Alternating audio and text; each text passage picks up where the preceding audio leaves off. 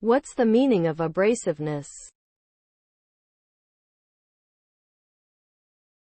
Abrasiveness.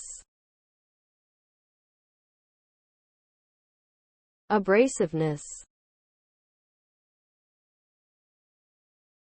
Abrasiveness. Abrasiveness. Abrasiveness. Abrasiveness is the quality of being rough or harsh.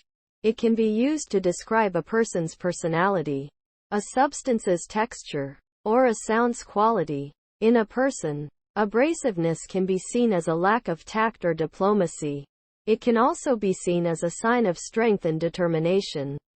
In a substance, abrasiveness can be seen as a quality that makes it useful for cleaning or polishing.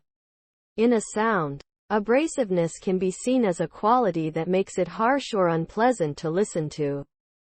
Here are some examples of abrasiveness. A person who is abrasive may be blunt, rude, or insensitive. A substance that is abrasive may be rough, gritty, or sharp. A sound that is abrasive may be harsh, grating, or piercing.